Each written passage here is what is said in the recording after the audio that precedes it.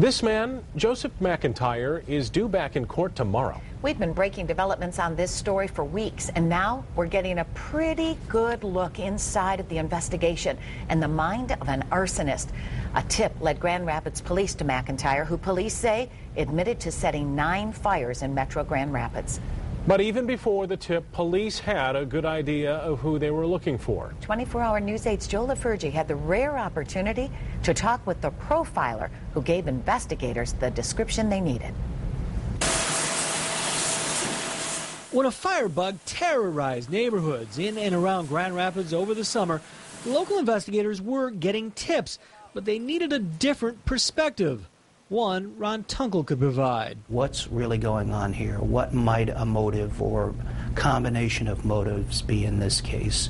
And what type of offender we might be looking at? What type of individual we might be looking at? Tunkel is a Federal Bureau of Alcohol, Tobacco, Firearms, and Explosives profiler assigned to the FBI's Behavioral Science Unit. We talked to Tunkel by satellite from Washington, D.C. Now, because the case is still under investigation, there was only so much he could tell us about his role in catching Joseph McIntyre. He's the 23-year-old who's admitted to 9 fires, mostly set near Woodland Mall this summer.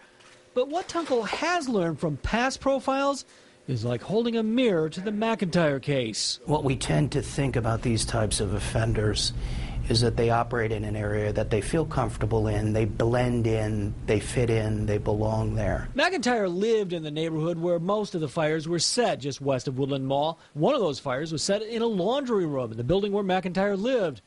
Then there's motive. Revenge against society. Maybe he hasn't done too well in life.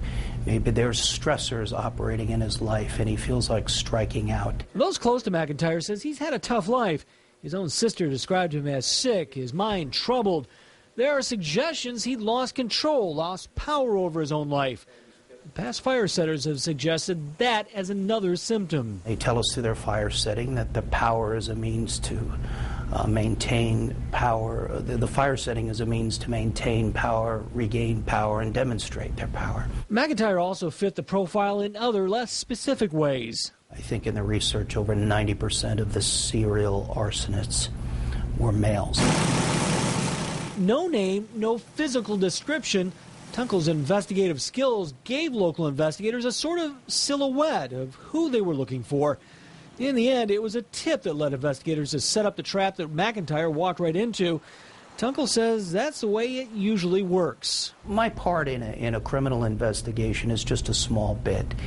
And the cases that I've seen successfully worked, it's good old-fashioned, hard detective work. In Grand Rapids, Joe LaFurgey, 24-hour News 8.